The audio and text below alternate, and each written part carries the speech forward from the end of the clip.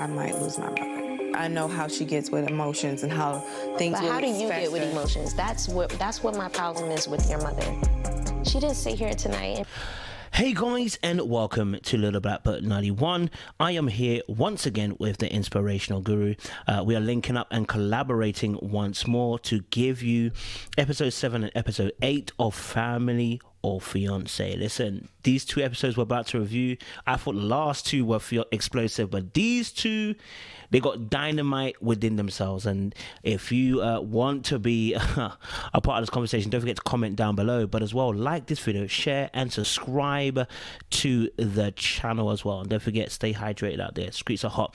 But I'm gonna let my guest introduce herself as well, let you know where you can find her and who she is. Inspirational Guru, go for it.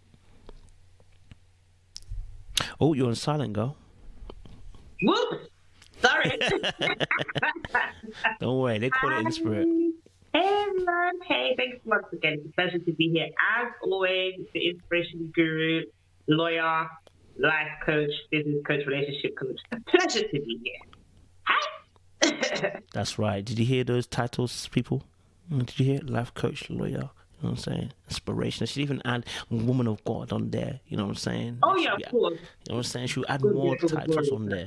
There's so many titles. You don't. All right, cool. So we're gonna talk to you guys about episode 7. We're gonna deal with Family or Fiance. Listen, a lot of stuff happened. Let me ask, what was your first thoughts, Inspirational Guru, on episode 7 and the couple? I don't know why the name has gone out of my head. Amanda and Erin. Amanda and Erin, yes. What was your thoughts on them? This was a very deep one. I had to take a breather after watching this episode because it was a lot to take. It was very emotional. But what I loved about it is it highlighted a lot of issues in general relationships, not even just relationships, but issues that happen with individuals, such as mommy issues. The key one I got from this episode and the one after is healing the inner child. Did come out to you, told me not to tell anyone. Mm-hmm. And for me, it felt like you were ashamed of me. And it highlighted the importance of healing the inner child and how that can manifest itself in your later life. Neglect, abandonment, isolation. It was a lot in this one. So that's what I thought. It was a lot, but it highlighted such important issues that now couples know that they need to address these before going into a marriage, because many couples go into marriages without addressing these issues. And of course, we know the results is either a toxic relationship or the marriage ends before it's even started. What's your thoughts? I want to hear yours from a male perspective. I mean, it was quite interesting. I think watching the dynamics of the two as a couple, I think watching Amanda, who is, I'm guessing, taking more of the masculine role, because she's very direct, you know, to the point, you know, wants to get things done, sets, you know, various boundaries and stuff like that, where you've got Erin, who's a bit more light, you know, airy. I don't want to say airy-fairy, because that's quite rude, actually, but more of a case of, like, more feminine energy. Yeah, that as well is important. Even with same-sex relationships, it highlights the balance between the masculine energy and the feminine energy and how that plays a part in the relationship as well. Yes, precisely that. I think the balance that we can see the balance, right? We can see how if it was a male and female, how it would play, right? So they got that same kind of, they still got to have that complementary energy that you normally see in relationships, right? And I think also with them two as well, I think what I saw, like you said, is the very glaring mother issues that both of them had. And it was quite interesting that that I know in the beginning parts of it, Amanda, who is more of the masculine role, she really said she was almost living vicariously through Erin in the sense of the fact that she had a mother. So she always wanted Erin to be cool with her mother. But she also, at the same time, could see that Erin and the mother didn't get along in terms of her lifestyle. So it's like you want her to be great with her mother, but you know her mother is not cool with the lifestyle. So it's like, you know, you've got Erin in this blizzard between two places, a rock and a hard place, because she loves her mom and loves her girl, and she wants to be able to please both parties. And it's getting to that part where she's getting torn either side, and I think there was just so much happening in this episode in terms of them dealing with past issues with their parents, that I think, you know, it showed up so much in this episode as well. Like at one point, I was like, Amanda, can we chill at the table? Where she was, I know you want to tell old girl. She was doing too much.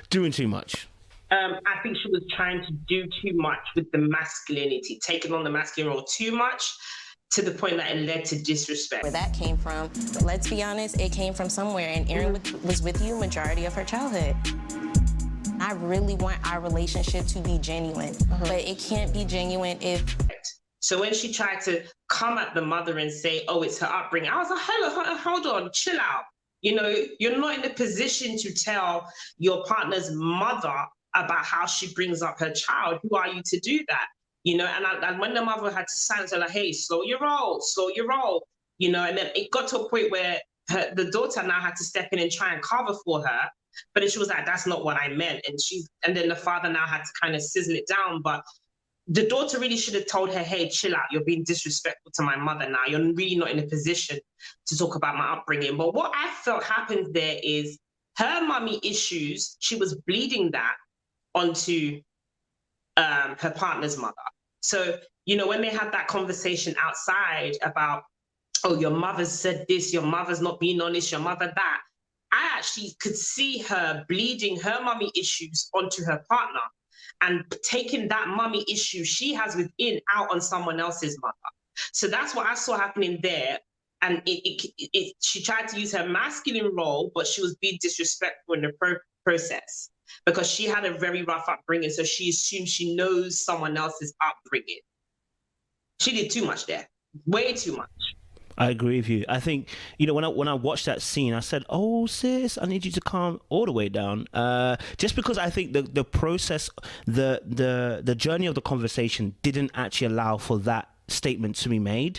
It was done in the process. It was done in the midst of the public, amongst the whole table. And what I picked up on her language wise is she's very direct but almost accusatory. So the language of you is what she uses, and whenever you're trying to pinpoint something's happening to someone else or they're affecting you, if you don't want it to be an argument, if you start saying you, that's going to bring someone's back against the wall instantly. So when she started addressing Erin's mom, she was like, you, Stephanie, you brought up her, and I said, whoa, park your horses. I'm like, don't do that now. You're crossing a boundary you should not be crossing. Don't do that. You know,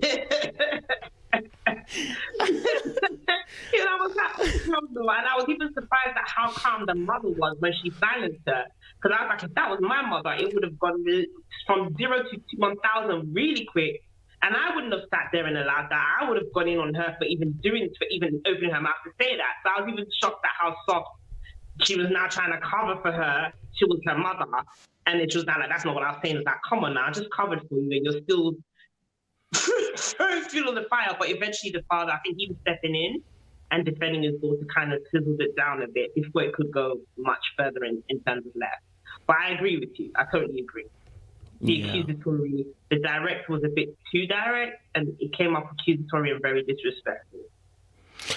It does give me, I mean, it does make you see, I guess, a complimentary, again, energy-wise, because Erin is nowhere close to being direct. So it's almost as if, you know, Amanda becomes her mouthpiece at times, because Erin hasn't got that ability to be direct. Now, as much as I didn't agree with, I guess, the time and the season of the comments that she made, I definitely believe the statements that she did make on the table, which was around how Erin was brought up, right? Without that ability of responsibility. So she lacks the ability to be able to do things around the house, right? Because, you know, again, I didn't like the way she addressed it to the mum. Again, this was earlier on the table when they had the family time.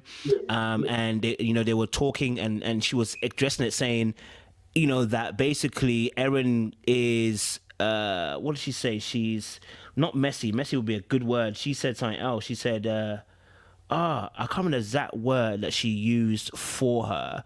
But Erin is careless with the things that we work hard for. We work hard to buy this couch. Why is it mustard stains on the couch, Erin?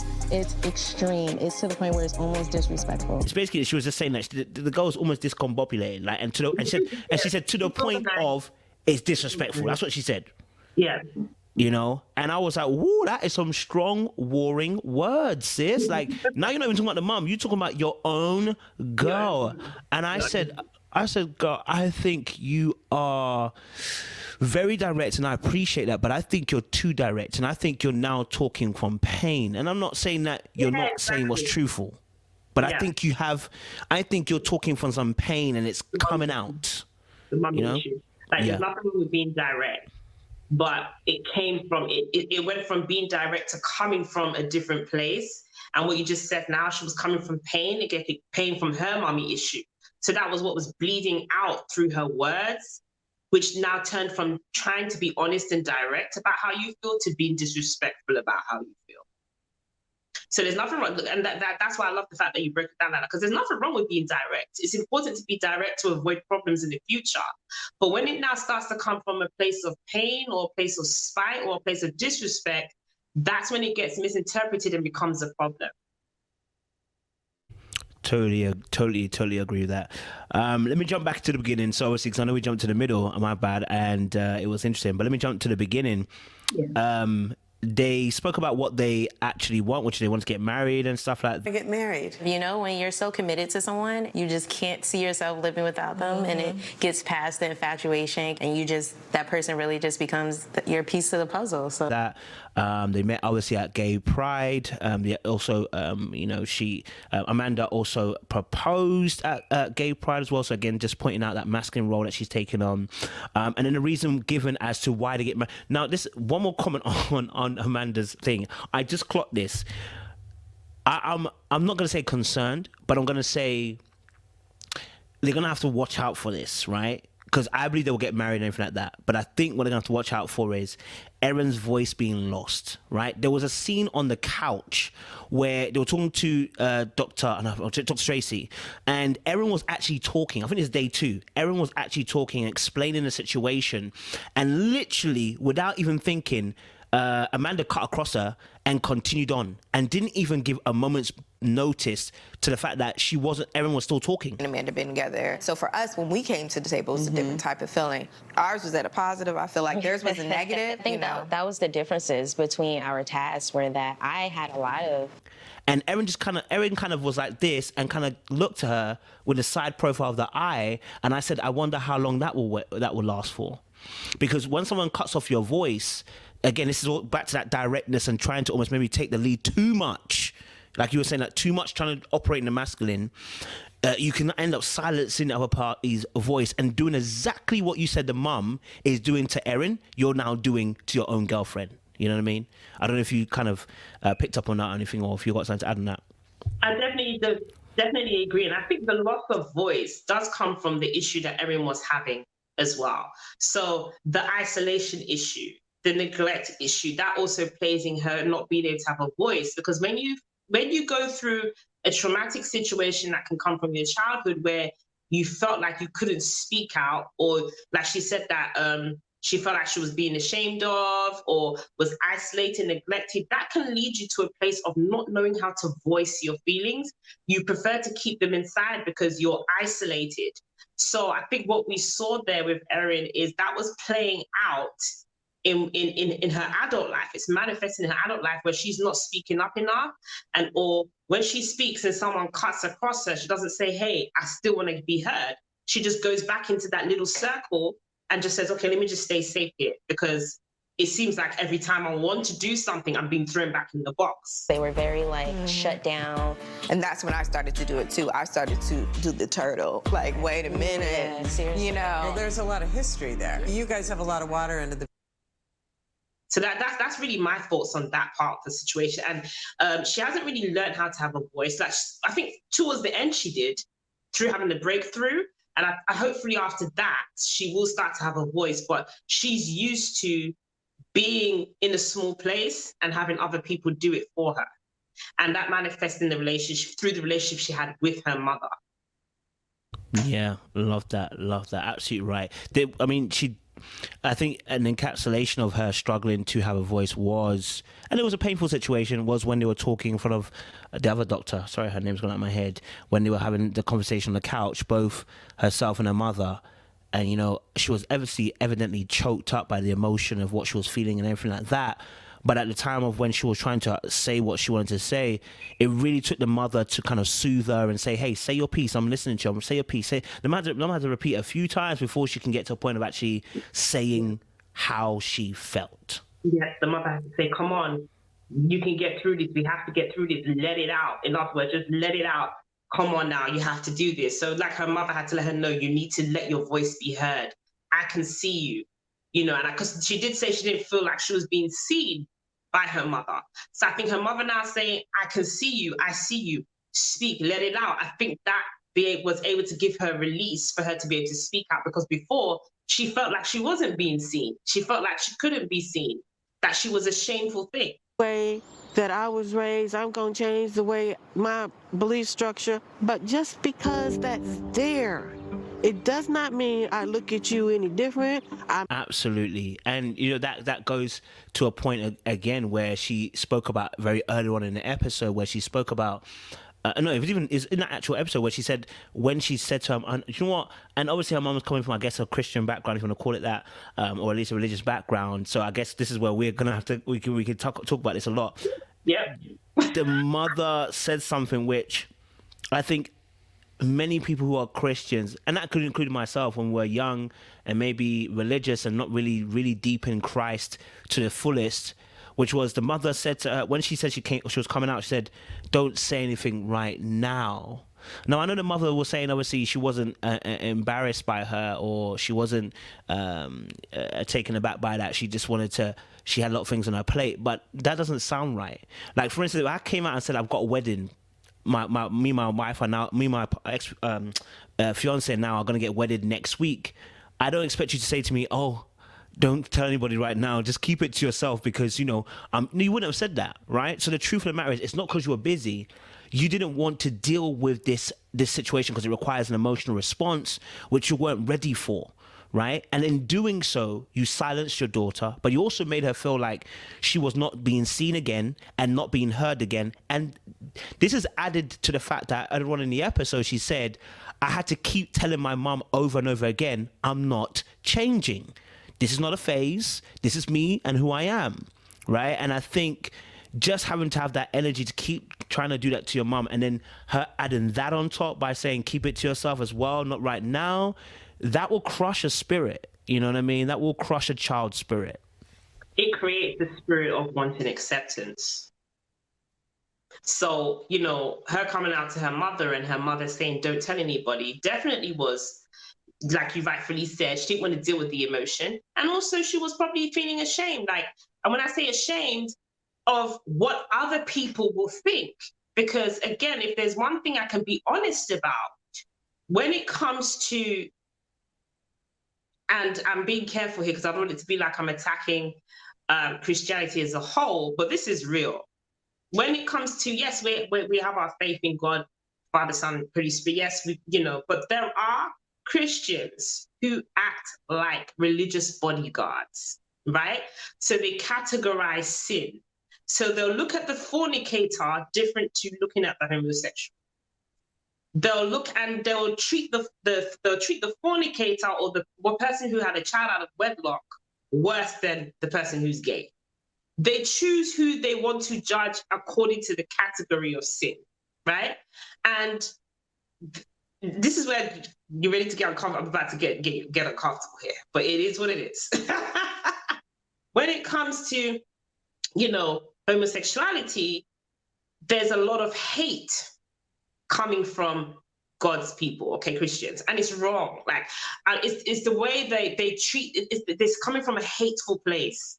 So I think based on that, she felt ashamed because she knew probably people within the church building, and I'm not saying all of Christianity, no, all Christians are not like this. There's only like a categorized amount.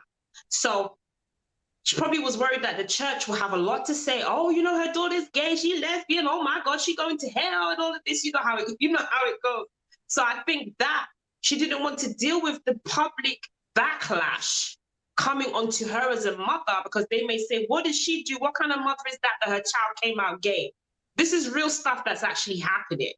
I ain't ashamed and embarrassed. I don't give a damn. I don't give, you know, I'm about to put my religion in the back pocket. And I'm sorry. So I think her mother wanted to protect her reputation, but unfortunately in the process, damaged her child, because her child became isolated, didn't have a voice, kept in the box, felt like she was unseen. And it creates an acceptance spirit of her child probably grew up wanting to keep being accepted. That's why she kept trying to tell her mother, listen, this is me, please. It's like she's trying to get her to accept me, accept me, accept me. And acceptance issue starts from stuff like that. So that incident of coming out and the mother saying, don't tell anyone, creates a spirit of shame and making you feel like you need to be accepted and you want to be accepted by somebody or anybody, especially your mother.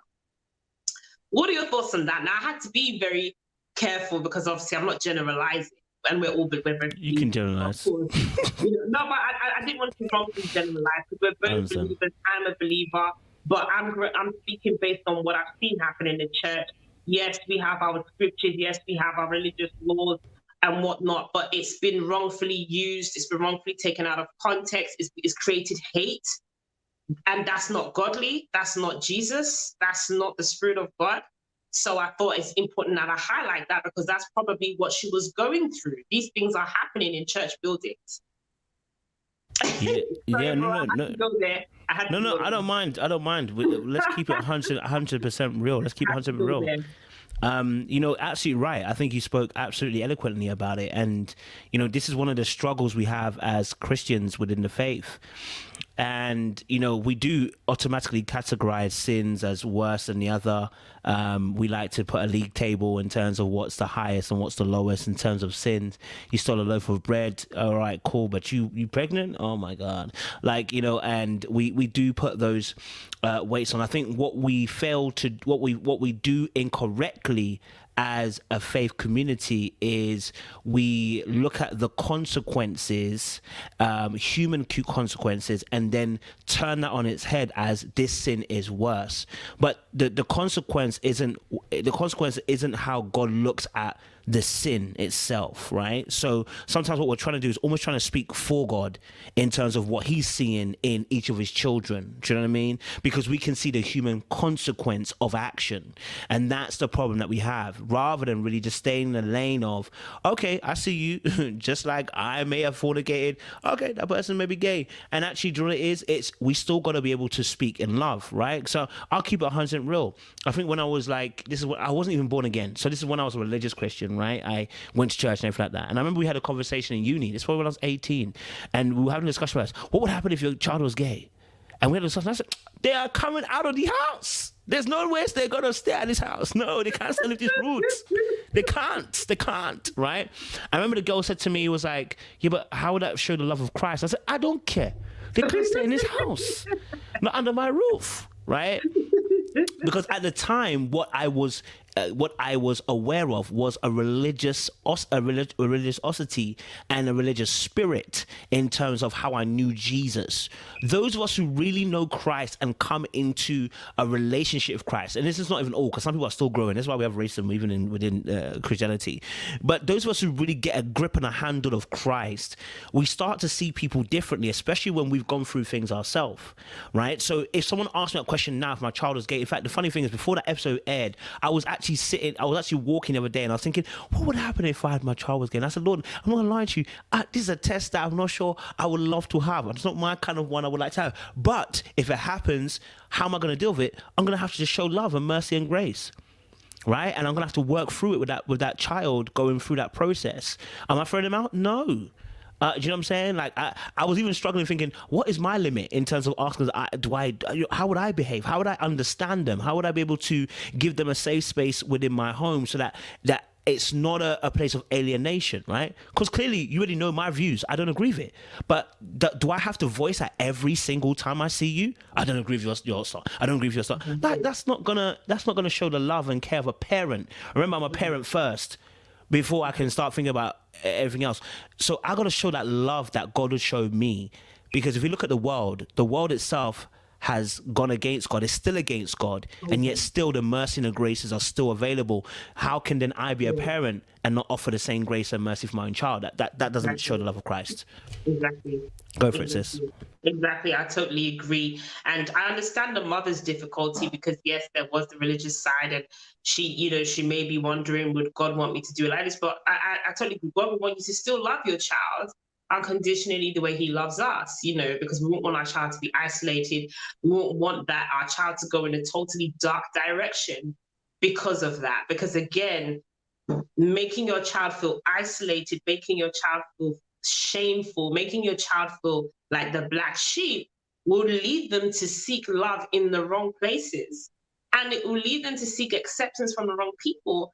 And that always has a very self-destructive path. All right. And that's where the enemy himself creeps in. You're leaving a dry place for the enemy to creep in. So I'm proud of her mother that her mother did later on say, you know what? I'm still going to love you anyway. We'll figure this out. Like trusting God to figure it out. Forget about the religion. I like the fact that she said, forget about the religion, because there's difference between religion and faith. Faith and spirituality is one, and religion is another thing. That's man-made, not God-made. I've always said that, and faith is God-made. So I'm very proud that she said, let me let go of this religious prison. That's out the window right now because that's destroying me and that's destroying you. And we're going to focus on the faith and focus on us and focus on my love for you as your mother. Yeah, man, I love that. And you're absolutely right. Because I think this whole episode is about acceptance and about being able to be loved and to be in a place where, you're having that understanding. And I think what we saw is two women crying out for love and affection in their own particular ways and wanting that understanding. In fact, even Amanda came round, I think later on in the episode, and said, I used to say I didn't care about my dad not being there, but I can see that how it's really affected me. At all? Everything that I held inside about my mother, I used to say, oh, it doesn't bother me. But you could just say the word mom and I get choked up. When you have something so emotional. Because sometimes we try to play hardball and as if things don't affect us, but they're leaking out. Yeah, she was telling herself. She was. I love the fact that she said, when mom used to disappear for years, so it's like she finally admitted she used to act tough. Mom used to disappear for years and then come and be like, hey girl. But deep inside, it was destroying her. So finally, she was like, I can't hold this no more. I gotta let you know how much damage you actually did, and healing the inner child. This is very important. After everything that occurred during the therapy session, it made me decide you're ready to be a part of this process. And you're trusting her. Yes. And healing the inner child. I came across this last year in 2020. So even though 2020 was insane, it came with a load of awakening and blessings. Because I realized that not healing the inner child and thinking you could just keep things at the back of your mind and move on is very toxic, because it will resurface in your adult life and in your relationships. And this is what we saw happening in this case. So for both of them had inner child issues that needed to be healed. One had an inner child issue of feeling like she's something to be ashamed of and needing acceptance. So that inner little girl in her needed to be seen. I want to be seen. I want to be accepted. And it took that breakthrough session to happen for her to realize, okay, I'm finally being seen. Now we can start to work together. The same with, I forgot the name of the masculine one. Forgive me. Amanda. Thank you. Same with Amanda. Amanda's inner little girl is badly damaged from her mother. She has mommy issues. And because of her mommy issues, that's manifested in her life as a woman, as an adult. Because of how she's handling the relationship, she's more masculine. She's more masculine than feminine. I do believe that her mommy issues has a lot to do with that. Because when you have mommy issues, like I've said this with you before, funny enough, that we spend a lot of time talking about daddy issues out here, but we don't actually realize mommy issues can really mess up a woman. And if a woman does not sort out her mommy issues, it will manifest in her womanhood, in her adult life. And it will not only affect her adult life, it will even affect her as a mother. That's real. I think, and just even added to that, it's interesting because you say that about Amanda, because there's a scene where I think it might be day 2 or day 3 where Amanda's talking and actually she's not the person given the emotional care. Erin is. So it's like Amanda went and her whole body went into Erin. And I said, wait, hold a minute. When we started the show, old girl out here was doing the guy. And then by the end of the show, she's in the armpit of Erin. You know what I mean? Came out. Exactly. Because now it's been broken. Exactly. Been broken. We saw that. How powerful healing your inner child is when it comes to a mommy issue, when it comes to your daddy issue. That inner child, once you start healing the inner child, your inner little girl, your inner little boy, it will start to manifest in your actions later on. That part is important because, again, like I said, I say this all the time, the most toxic thing we've been taught and been told is get over it. Get over it. Her mother, she even said her mother used to say this, oh, but this happened a long time ago. Get over it. This happened a little while ago. Get over it. It's a long time ago. Get over it. That's toxic, right? Don't tell me to get over it without telling me to heal from it first. I can't get over it without healing from it. So it took her to heal, go through a session of healing, the beginning session of healing the inner child, speaking about the mommy issues, speaking about the trauma, that now it will lead her to be able to get over it. So that's why we saw the manifestation of her action after, because the healing through it has started has began. So no longer tell someone, get over it, because no, how am I going to get over something that I'm not healing from? If I get over it, it will manifest 5-10 years later, and it will be even worse than before. What are your thoughts on that? The inner child healing and the get over it healing through it. Yeah, man. You know what? We've all got some healing to do, some bigger than others. But the inner child was, I think, present, like I said, for both of them, for Amanda and for Erin, and that whole conversation where they're sitting on the couch. Man, that had me in tears, bro. That rocked me, bruv, left and right, because it made me analyze my own relationship in terms of having that inner child with my own parents and what parts I felt lacked. Do you know what I mean? So when you see that particular scene, it's a moving scene because both people are expressing what they never had. Like with Erin, we hear her expressing how she felt about her mother and but Amanda specifically, because I watched Amanda, when Erin was talking, even her mum was emotional. Amanda's mum was emotional about Erin's story, but Amanda wasn't. Oh no. I mean, you did. I just wish you said that. Because for me, it felt like you were telling me not to tell somebody. Because that wall was so strong. Until she began to speak about her own issue with her mother, did she begin to crack. But before that wall was not breaking for nobody. And then when she began to speak about her own issues, you could see. And when she mentioned about the fact that she had been abandoned several times and the fact that she wasn't even sure she wanted to have a relationship with her mom, and the fact she wants to now put boundaries in place as well, and just you could see the pain that this girl was going through because as a young child, the abandonment has happened, and sometimes when we're in what we do for survival is good, but when we get into thrive, it's a different mindset. And when you're trying to thrive, the survival mindset really shows itself short. And it sells itself short because the survival does whatever is best and needed in order to stay alive. When you're thriving, you're not doing things to stay alive. You're doing things to excel and grow. and that's completely different, and that's a different mindset completely.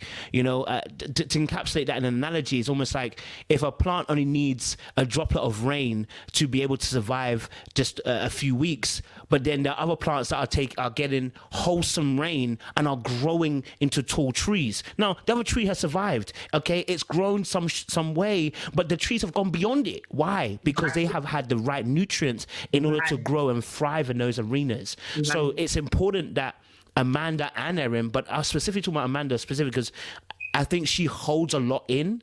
Yes, thinking she's good. A lot. I could tell her there's a lot, and that's like a defense mechanism. It's a protection mechanism because, again, the inner little child has been abandoned and has been let down so many times. So the inner little girl doesn't want to set herself up to keep on being abandoned. I mean it. I didn't know. I'm sorry. I'm really sorry. And I have to do better because these are some serious issues. And protect herself from having to go back to that abandonment of being like, oh my God, like, you know, curling back up into that abandonment place. She has to build a whole load of brick walls there to protect herself. And that's why she even said, I'm not sure if I'm ready to have a relationship with you, because again, she doesn't want it. The inner little girl's like, hey, chill out. I don't want to be set up to be abandoned again and curled up again. I want to be safe.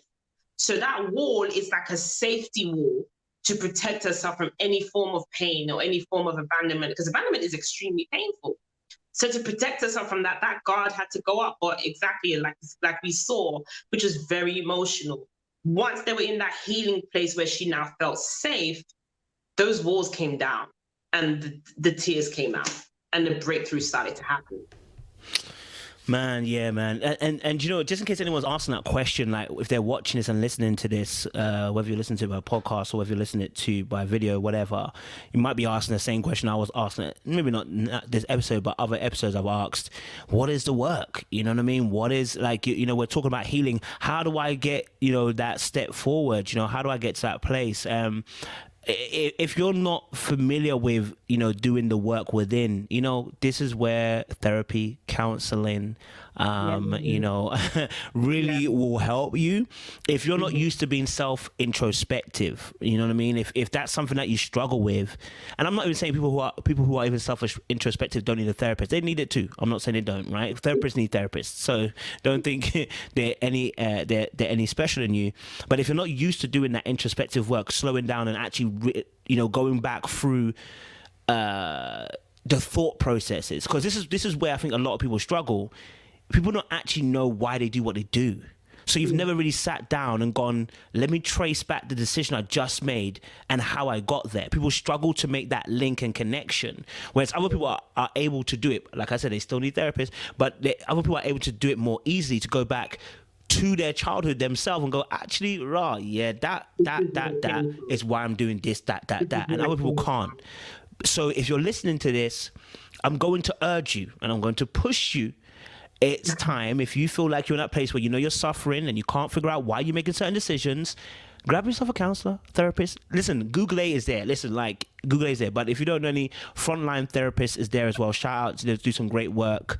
Frontline Therapists on Instagram, check them out. They have some great links as well to counselors and therapists. Get in touch with them, man. Do you know what I mean? And start that work process. Go for it, Inspirational Guru.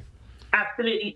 Therapy is highly important. You know, again, we come from a Black community where we've grown up to see therapy as a stigma, you know, and most of us came from the generations before us were what we call the silent generation. So like my grandmother's generation and the one after that, they were called the silent generation. When I say the silent generation, is the generation that was taught to normalize trauma and be quiet about it.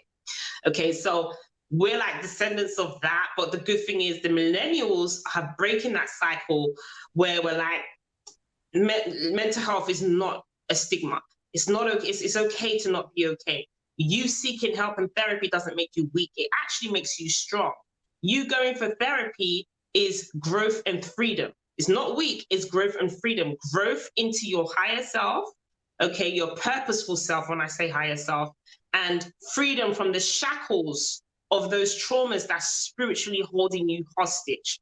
Because, you know, this is all spiritual stuff. The inner little girl pain, the traumas is spiritual shackles that need to be broken. And yes, we can pray. We have to pray for those, but we have to do the work. God placed therapists on this earth for a reason. They are vessels, so go and see a therapist to help you start to do the work towards healing your inner child. Because once you start healing your inner child, your feminine self, your masculine self, your purposeful self will start to manifest correctly, because you're healing those traumatic experiences or healing those shackles or spiritual pains that you refused to address before. Love that. I mean, we've spoken quite a bit actually in terms of obviously the two of them. I think, they got the blessings in the end from the both families, which was really good actually. And I appreciate that. The families came together eventually, and actually supported them going forward. Accountability. They took accountability. That's a key word. I was very surprised at the accountability that she took so fast. I think it was a great first step. And then you drew a big boundary with her, though, too. Yes. And accountability was that is the key thing. That is the key thing. I think that's the difference between these mothers and I think what we've seen in the past, even me and you reviewing the show, in terms of mothers.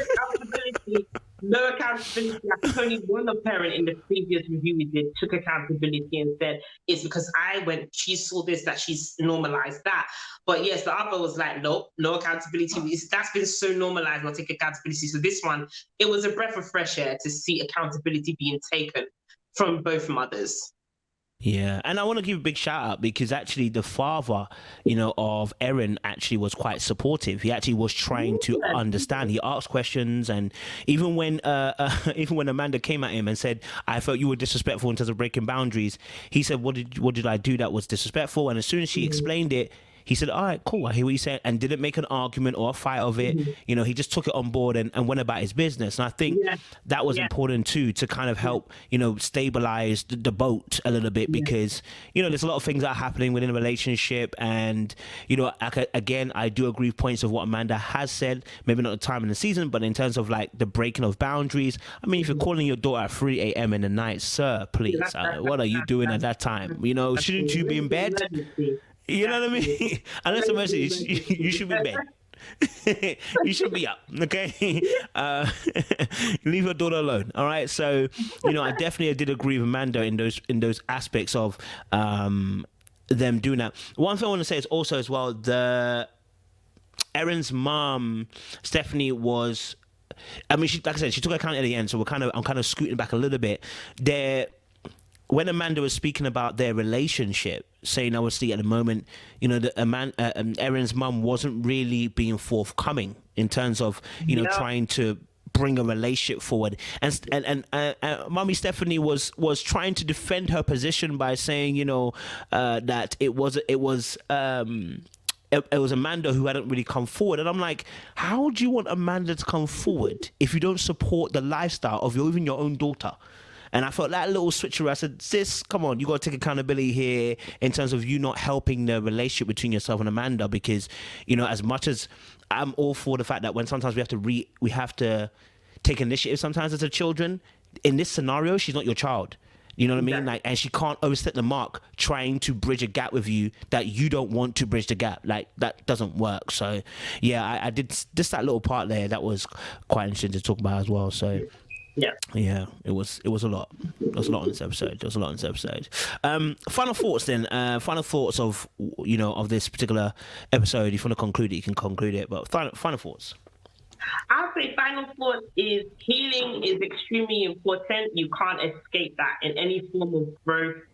And premarital counseling is important. It's actually opened my eyes to the purpose of premarital counseling, because before I used to be like, why are people getting premarital counseling? They can do that after marriage. But I now realize it's extremely important, because that's a lifetime commitment. And things like trauma, inner little child healing is extremely important, because these things will manifest in the marriage.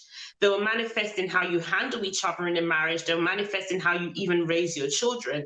And this is where generational curses get broken, because you'll be able to stop that cycle from continuing from your child to your grandchildren and so on. So the key word here is take accountability. That's the first step of healing. Get a therapist and heal your inner child. That's what I'll conclude with.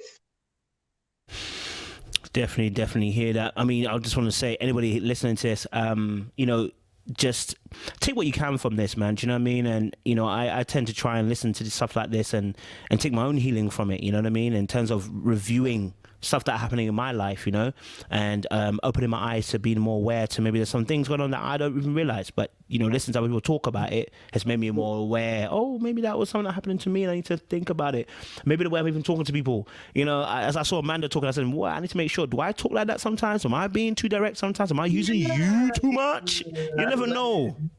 I've gotten in trouble for being too direct. So I'm learning to empathize and how